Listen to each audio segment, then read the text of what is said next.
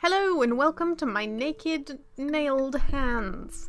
So I'm here to show you my attempt, emphasis on attempt, not success, at doing a kind of Fantastic Beasts themed nail art. Now this is my second time doing my nails since I was about 8 or so don't know what I was expecting, and also a second try at this peel off base coat. So as you can see, I try to do a fat, thick coat because the last time, I think I'll show you in a video in a bit, last time it didn't really peel off, which is kind of the point. So I thought maybe it needs to be a thicker coat for it to kind of be a strong foundation. So I tried that out. Didn't work that well, it kept on blooping off, and I think that really made it take ages to dry. So it's a double-edged sword. I'll tell you in the comments if this actually peeled off, because I don't think it will at this point of seeing it done. So I used this bright blue. So I got this from an £8 kit from a charity shop. So it came with about 10-12 colours, and it was a real bargain. But I reckon I know why. They're not great, I have to say. I really love the how opaque it is, the colours are. Like, a lot of pigment, but it's not the easiest, it's not the best application one. I've had a really hard time keeping within the lines, and I've got pretty steady hands and all that. Like, I'm pretty skilled, so I think the brushes are just a bit old and frayed. Like, I don't think this has been used, because I doubt whether the charity shop could sell them then, but not perfect, and kind of a continuous hindering by the base coat, as you'll see as I go on.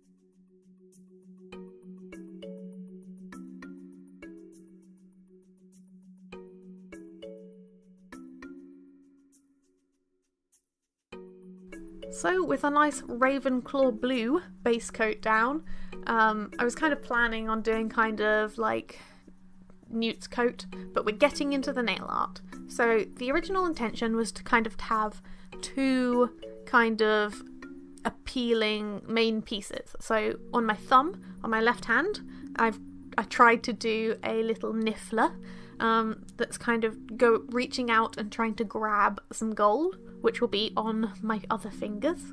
And on my right hand, on the middle finger, I was trying to do off the top of my head, what's it called? The Deathly Hallows. Yes, just brain fart for a second there. Yes, the Deathly Hallows on my right middle finger, and you'll see how that goes, but let me give you a hint. I'm right-handed.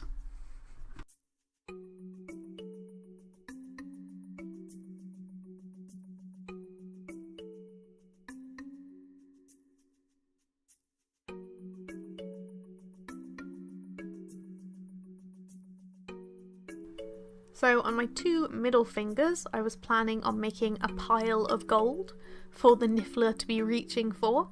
But I kind of ended up with gold on the other two because fate, and you know, when you're kind of doing something, you kind of get into it, so you just continue. And as someone that does a lot of crafts, that is a big problem. Yes, let's take my finger out of view, adding some glitter, but you kind of just continue, and then you're just like, yeah, I probably should have stopped a little while ago. but I think it's still pretty cute. I'm going to take this off after I watch the film on Monday, so I'm going to try something different. I won't have to show it off that much.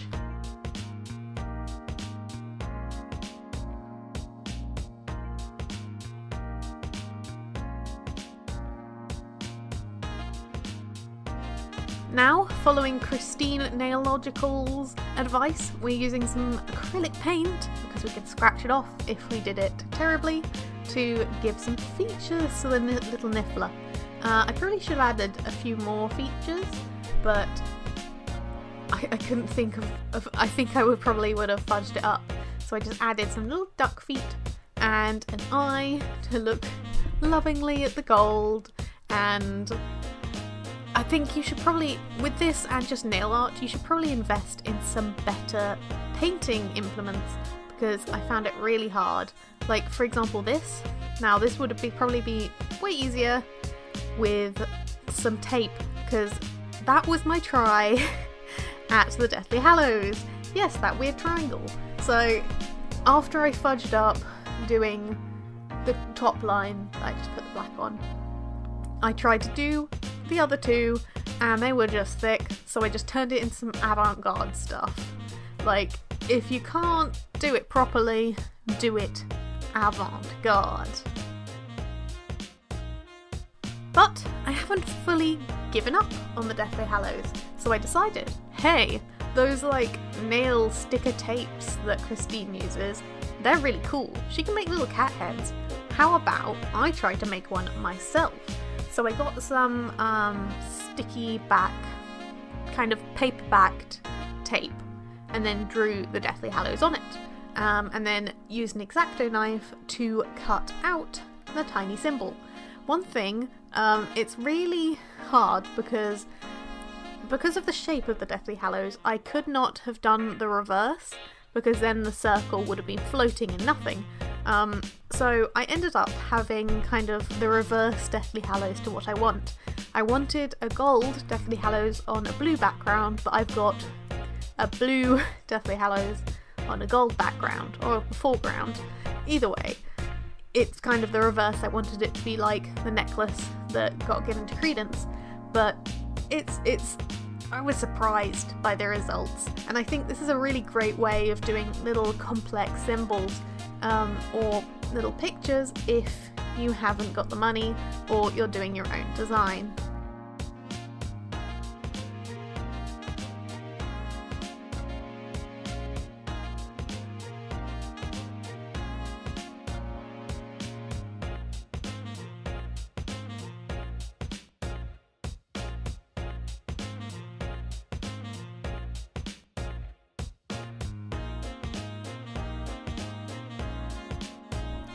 Once again, we're following some more of Simply Nailogical's advice, and you put your papery, tapey stuff down, and then paint over it. And the biggest thing, or at least she says it's the biggest thing, I haven't tried doing it the bad way, so who knows, maybe it won't make a difference, but you've got to pull it up while the nail varnish, that's the normal term, is still wet, which will get it all over your other fingers, but it creates a nice smooth peel away. So this is what I had. While I was peeling that off, I kind of tore off the corner of my other finger, because I think the undercoat of peel off base coat, air quotes, was too thick, so I just painted over it, and that's the finished look. I'm happy with the Deathly Hallows. The little niffler is okay. I didn't have any black, but the theme's alright, and I think it's pretty cute. It's a good technique, I think, the little tape one, so learn from that, learn from my mistakes, and thank you, come again.